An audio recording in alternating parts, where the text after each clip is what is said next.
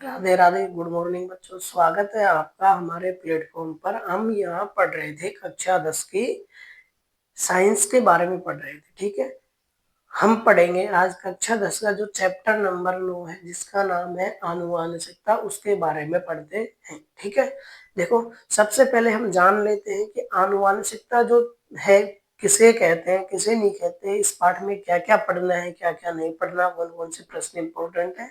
तो आइए इसको स्टार्ट करते हैं। और आप लोगों को पता है ही, जैसा कि हमारा तरीका था, जो नोट्स मेकिंग पैटर्न है, आप साथ में पढ़ते भी चलो और अच्छे से नोट्स भी बनाते चलो, जो कि आने वाले समय में आपके लिए उपयोगी होंगे, एग्जाम की दृष्टि से भी उपयोगी होते हैं।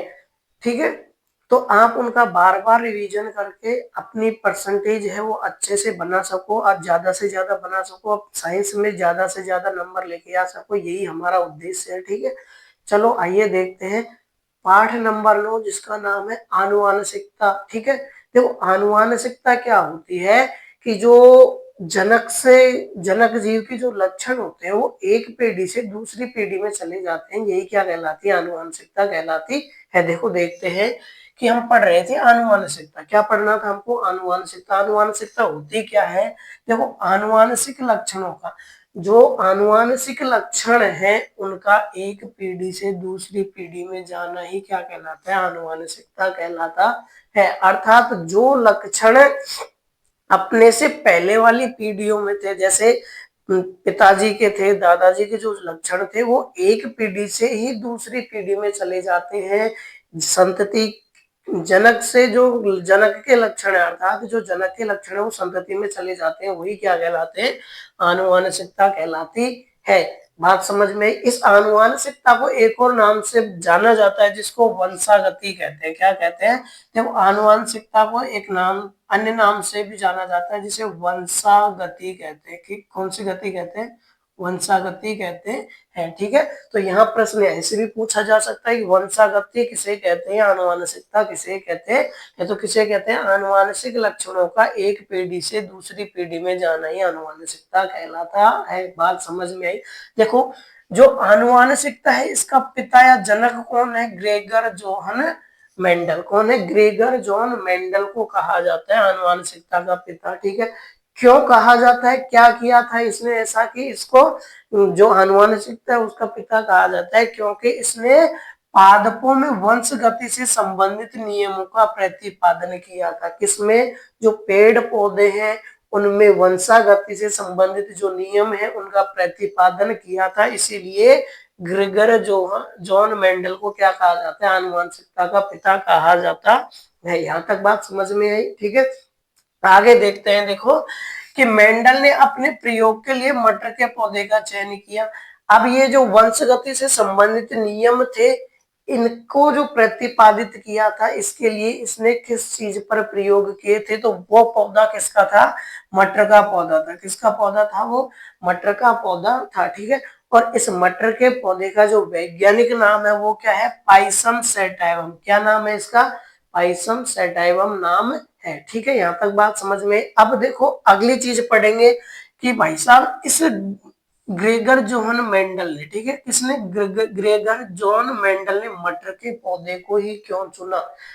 हमारे संसार में इतने सारे पेड़ पौधे थे, उनमें से किसी अन्य पेड़ पौधे का भी तो चुनाव किया जा सकता था, केवल मटर का पौधा ही क्या क्यों चुना। इसके ऐसे कौन से गुण थे जिनसे प्रभावित होकर के मेंडल के द्वारा इस पादप का चयन किया गया। देखो इसमें कुछ विशेष प्रकार के लक्षण थे। ठीक है, कुछ विशेष प्रकार के लक्षण थे जिसके कारण इन्होंने इस पौधे का यानी मटर के पौधे का चयन किया। देखो पहला कारण तो क्या था, कि पहला कारण ये था इसका, देखो मटर के पौधे का चयन क्यों किया, क्योंकि पहला कारण था कि एक वर्षीय पादप था। कहने का मतलब एक वर्ष में इसे कई बार बोया जा सकता है, या एक बार लगाने के बाद इसकी फसल कई बार प्राप्त की जा सकती है। लगा दिया फिर काट लिया फिर लगा दिया। एक वर्षीय पादप होने के कारण कम समय में अनेक पीढ़ियों का अध्ययन किया जा सकता है। एक वर्षीय पादप है, एक बार लगाया, वर्ष तक रहा, काटा, फिर दूसरा लगा दिया, तो कम समय में अनेक पीढ़ियों का अध्ययन किया जा सकता है। जल्दी फल देने वाला पादप था ये, ठीक है। दूसरा ये कि द्विलिंगी था ये, जो इसका पुष्प था वो द्विलिंगी था, अर्थात इसमें स्त्री केसर और पुंकेसर दोनों के दोनों जननांग उपस्थित थे, जिसके कारण इसमें स्वयं आसानी से करवाया जा सकता था। और अगर स्वयं परागण नहीं होता तो इसमें जो कृत्रिम या फिर बोलते हैं पर परागण, कृत्रिम रूप से पर परागण आसानी से करवाया जा सकता था।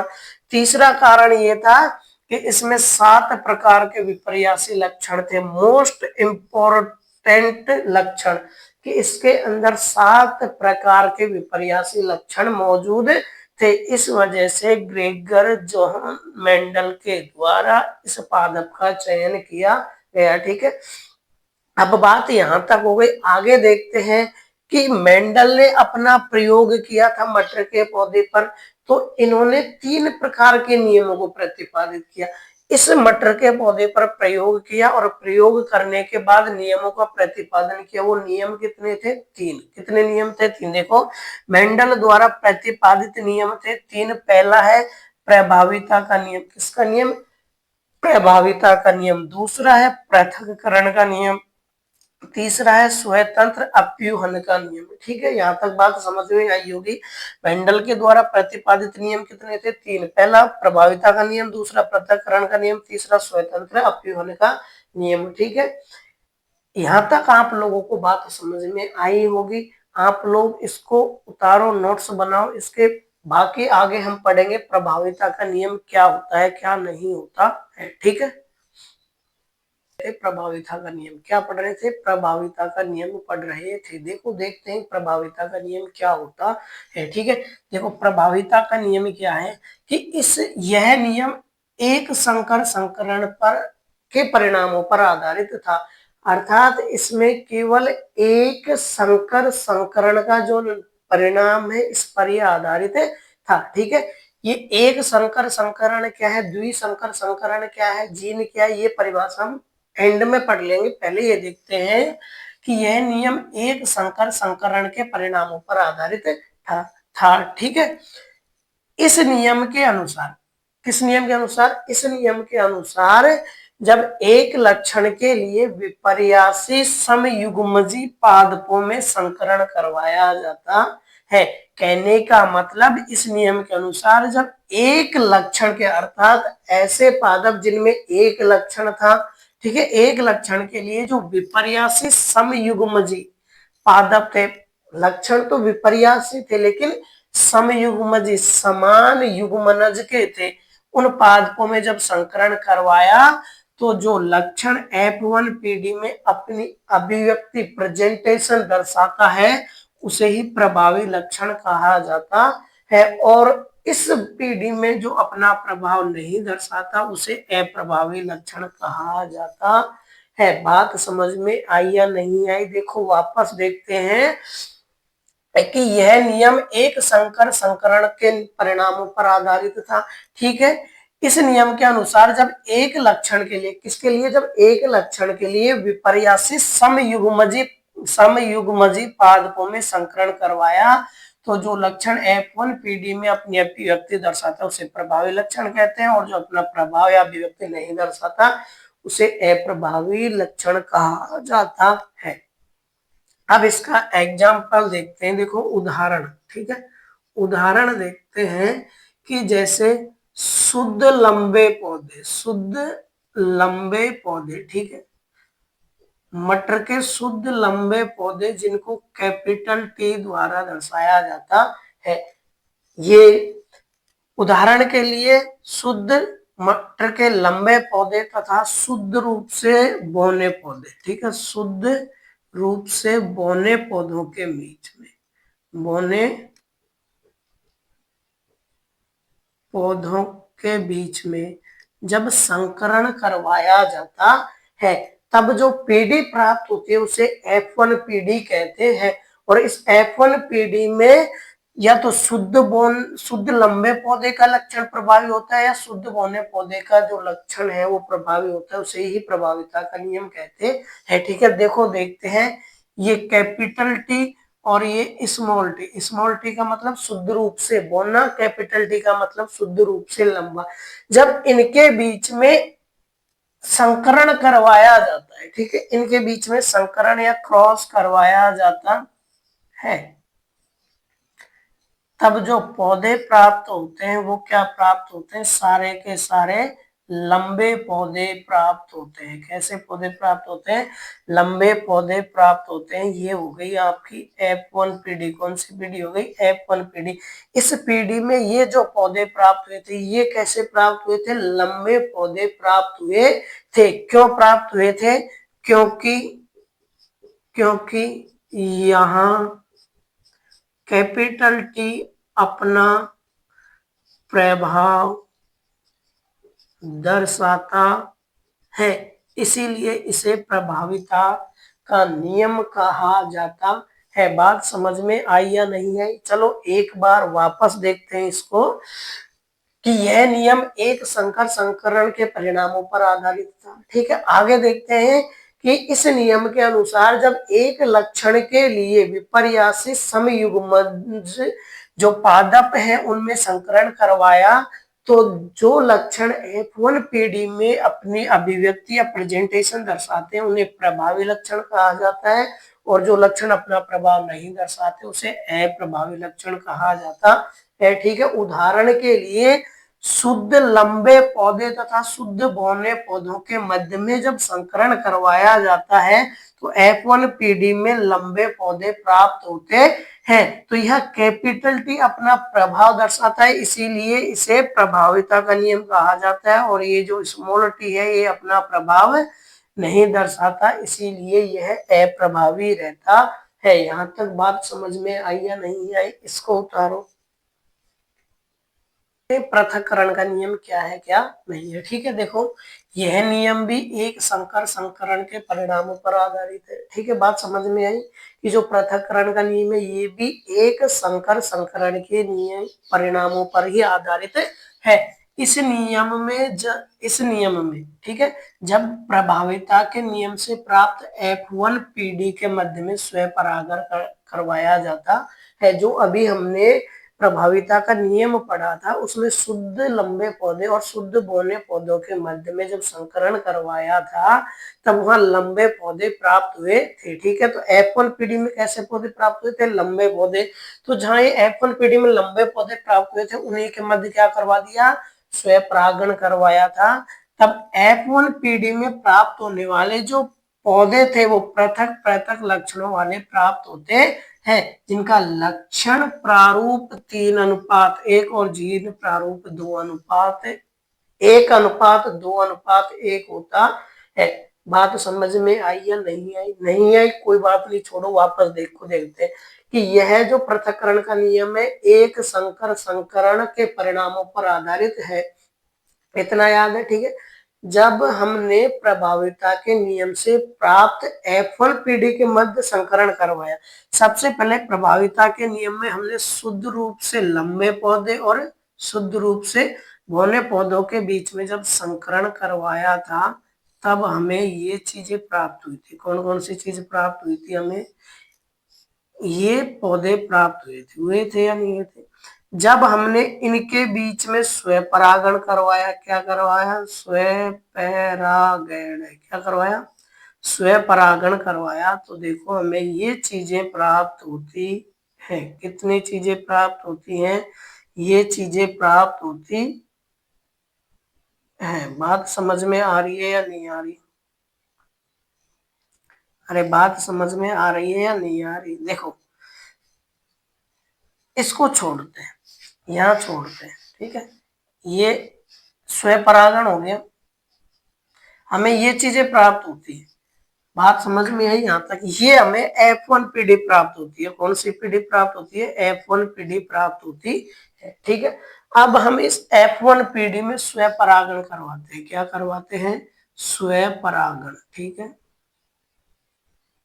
जब हम इसमें स्वपरागण करवाते हैं तब देखो क्या होता है। एक तो ये और एक ये, इसके बीच में जब हम स्वपरागण कराते हैं तब क्या प्राप्त होता है, देखो ये एक बार इससे क्रॉस होगा, होगा या नहीं होगा, और ये एक बार इससे क्रॉस होगा। यहाँ तक बात समझ में आई। तो यहाँ लिखेंगे कैपिटल टी स्मॉल टी। अब ये एक बार इससे क्रॉस होगा तो कैपिटल टी स्मॉल टी, और ये एक बार इससे क्रॉस होगा तो स्मॉल टी, अर्थात ये तो कहता कैसा पौधा था, शुद्ध लंबा। ठीक है, ये दोनों के दोनों कैसे प्राप्त हुए, लंबे। कैसे प्राप्त हुए, लंबे। और ये कैसा प्राप्त हुआ, शुद्ध बोना। बात समझ में आई। तो मैंने क्या बोला था कि जब F1 पीढ़ी में जो पौधे प्राप्त होंगे वो पृथक पृथक लक्षण वाले प्राप्त होते हैं, शुद्ध लंबा, लंबे, शुद्ध बौने हुए प्राप्त या नहीं हुए। तो इनका जो लक्षण प्रारूप है बाहर से देखने पर तो ये भी लंबा है और ये भी लंबा है। ठीक है, तो लंबे पौधे कितने हो गए, 1 2 3। ठीक है, बात समझ में आ गई। और बौने पौधे कितना हो गया, 1। हुआ या नहीं हुआ।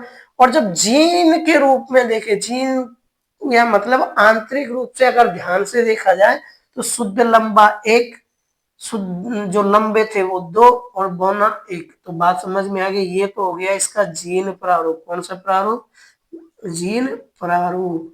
और लक्षण प्रारूप कितना हो गया, 3:1। ये क्या था इसका लक्षण प्रारूप। यहाँ तक बात समझ में आई या नहीं आई, आई हो तो उतारो इसको। देखो अब हम पढ़ रहे थे स्वतंत्रता अपीवन का नियम। क्या पढ़ना था हमको, स्वतंत्रता अपीवन का नियम। तो देखो होता क्या है कि यह नियम द्विसंकर संकरण के परिणामों पर आधारित था। ये नियम है जो किस के परिणामों पर आधारित था, द्विसंकर संकरण के नियम पर के परिणाम पर आधारित था। हमने जो पहले के प्रभाविता का नियम और पृथक्करण का नियम पढ़ा था वो एक संकर संकरण के परिणामों पर आधारित था। ठीक है, ये द्विसंकर संकरण के परिणामों पर आधारित है।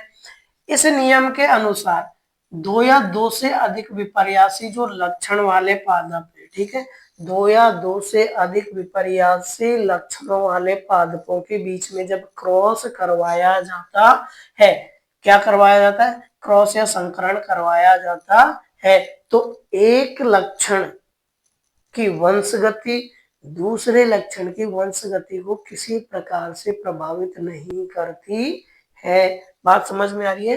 तो एक लक्षण की वंशगति दूसरे लक्षण की वंशगति पर कोई प्रभाव नहीं पड़ता है, अर्थात सभी पादप पृथक पृथक लक्षण वाले प्राप्त होते हैं। इसे ही स्वतंत्रता अपीवन का नियम कहते हैं। बात समझ में आई या नहीं आई, सर बिल्कुल भी नहीं आई, कोई दिक्कत नहीं आई। तो देखो पहली बात तो ये किसके परिणामों पर आधारित है, द्विसंकर संकरण के परिणामों पर आधारित है।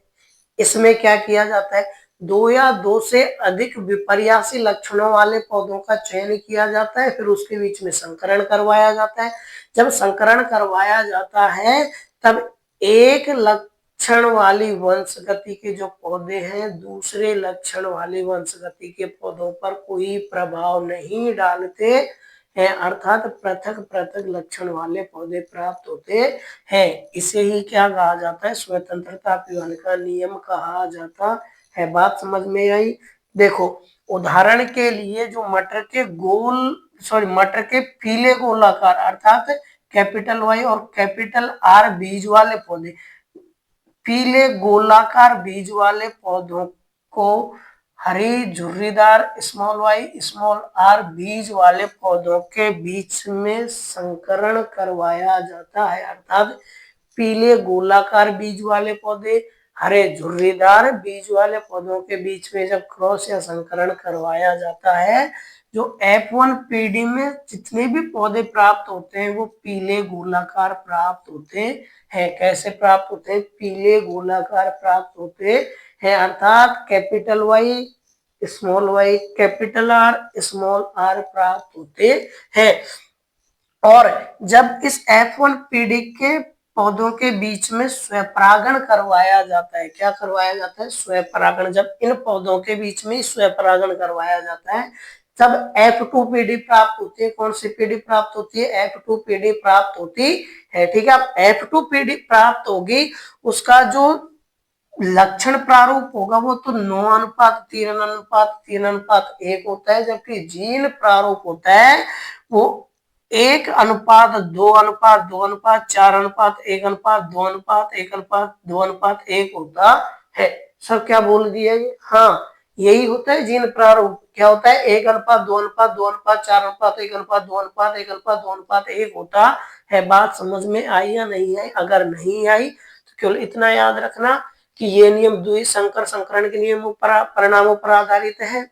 इसमें दो या दो से अधिक विपर्यासी लक्षण वाले पौधों के बीच में संकरण करवाया जाता है, तब एक लक्षण वाले पौधे का प्रभाव दूसरे लक्षण वाले पौधों पर नहीं पड़ता, अर्थात अलग अलग पृथक पृथक लक्षण वाले पौधे प्राप्त होते हैं। इसे स्वतंत्रता अपव्यय का नियम कहते हैं। ठीक है, आइए इसको डायग्राम के तरीके से समझते हैं कि जब पीले और पीले गोलाकार हरी झुर्रीदार बीज वाले पौधों के मध्य में संकरण करवाया जाता है, तब कैसे F1 पीढ़ी में पीले गोलाकार है वो प्राप्त होते हैं, किस तरीके से नहीं होते। और जब इसके बीच में श्वेत परागण करवाया जाता है तब जो पौधे F2 पीढ़ी में पौधे प्राप्त होते हैं उनका लक्षण प्रारूप क्या होता है और जीन प्रारूप ये होता है वो किस प्रकार के पौधे होते हैं। ठीक है, इसको उतारो पहले।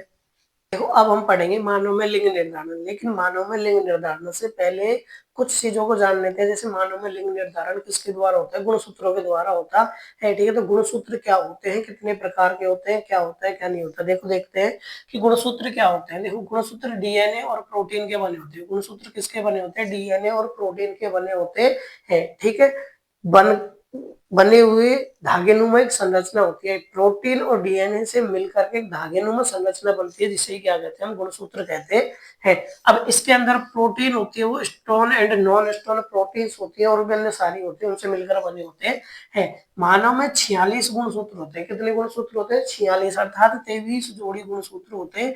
कितने जोड़ी गुणसूत्र होते हैं? 23 जोड़ी गुणसूत्र होते हैं। इन 23 जोड़ी में से केवल एक जोड़ी, एक अर्थात 2 गुणसूत्र ही लिंगी गुणसूत्र होते हैं जो लिंग का निर्धारण करते हैं। बाकी के शेष गुणसूत्र अलिंगी गुणसूत्र होते हैं। ठीक है, बात समझ में आई? अच्छा, लिंग का निर्धारण कार्य कौन करता है? गुणसूत्र। गुणसूत्र होते क्या है? यह डीएनए और प्रोटीन से मिलकर के बनी एक धागेनुमा संरचना होती है। ठीक है, बात समझ में आई? कितने प्रकार के होते हैं? 2 प्रकार के। मानव में कितने होते हैं? 46 गुणसूत्र अर्थात 23 जोड़ी गुणसूत्र होते हैं, जिनमें से एक जोड़ी अर्थात 2 गुणसूत्र लिंगी, बाकी के अलिंगी गुणसूत्र होते हैं। देखो, लिंगी गुणसूत्र क्या होते हैं? वे गुणसूत्र जो मानव में लिंग का निर्धारण करते हैं लिंगी गुणसूत्र होते हैं। ये गुणसूत्र पुरुष में पाए जाते हैं। पुरुष में पाए जाते हैं, पुरुष में ये होते हैं एक्स और वाई है। एक्स गुणसूत्र आकार में बड़ा होता है, जबकि वाई गुणसूत्र आकार में छोटा होता है। बात समझ में? आगे देखो, अलिंगी गुणसूत्र। अलिंगी गुणसूत्र जो लिंगी गुणसूत्र है उनके अलावा शेष गुणसूत्र होंगे वो अलिंगी गुणसूत्र होंगे। और जो ये करते क्या? शरीर के सभी लक्षणों का निर्धारण करते हैं। किसको? लिंग निर्धारण को छोड़ करके जितने भी जो लक्षण है उनका निर्धारण अलिंगी गुणसूत्रों के द्वारा किया जाता है। बात समझ में आई या नहीं आई? अब हम देखते हैं कि मानव में लिंग का निर्धारण किस प्रकार से होता है, किस प्रकार से नहीं होता है। ठीक है, बात समझ में आई? इसको छापो पहले। अब देखते हैं मानव में लिंग निर्धारण की प्रक्रिया। ठीक है, देखो, मानव में लिंग निर्धारण का जो प्रक्रम है ये पुरुष के गुणसूत्रों द्वारा किया जाता है। अर्थात जब एक पुरुष और महिला का जो गुणसूत्र शुक्राणु होते हैं, जब वो निषेचन करते हैं, अगर पुरुष का एक्स गुणसूत्र महिला के एक्स गुणसूत्र वाले अंडाणु से मिलता है तो लड़के का जन्म होता है, और अगर पुरुष का वाई गुणसूत्र वाला शुक्राणु महिला के एक्स गुणसूत्र वाले अंडाणु से निषेचित होता है, तब पुत्र का जन्म होता है। कहने का मतलब ये कि जब लड़का या लड़की का जन्म होता है उसके लिए किसके गुणसूत्र अनिवार्य या जिम्मेदार होते हैं? पुरुष के गुणसूत्र जिम्मेदार होते हैं। देखो, मानव में लिंग निर्धारण का कार्य पुरुष के गुणसूत्र द्वारा किया जाता है। किसके गुणसूत्र द्वारा किया जाता है? पुरुष के गुणसूत्रों द्वारा किया जाता है। जब पुरुष का एक्स गुणसूत्र वाला शुक्राणु जब पुरुष का एक्स गुणसूत्र वाला शुक्राणु महिला के वाई गुणसूत्र वाले अंडाणु से निषेचित होता है, तब पुत्री अर्थात एक्स एक्स का जन्म होता है। और जब पुरुष का Y गुणसूत्र वाला शुक्राणु महिला के X गुणसूत्र वाले अंडाणु से निषेचित होता है तब पुत्र यानी XY का जन्म होता है। ये पिता है, इसके पास में X और Y दो गुणसूत्र है। ये माता है, इसके पास में X और X गुणसूत्र होते हैं। जब ये X इस X वाले ये X वाला शुक्राणु, ये X वाला क्या है शुक्राणु, ये X वाले अंडाणु से किससे अंडाणु से निषेचित होता है तब किसका जन्म होता है पुत्री का। और ये Y वाला शुक्राणु X वाले अंडाणु से निषेचित होता है तब पुत्र का जन्म होता है। कहने का मतलब ये कि लड़का होगा या लड़की किसके गुणसूत्र निर्धारित करते हैं पुरुष के, और दोष किसको दिया जाता है महिलाओं को, जिसका दोष दिया जाता है। यहाँ तक बात समझ में आई या नहीं आई? आ गई। चलो आज के लिए इतना ही। ये अब क्लास हो गई यहाँ पूरी। अगला चैप्टर अगली वीडियो में देखने को मिलेगा। आई होप कि आप लोगों को यहाँ तक समझ में आया होगा। तो हमारे इस चैनल को लाइक शेयर और सब्सक्राइब कर दीजिए जितना ज्यादा हो सके उतना ज्यादा।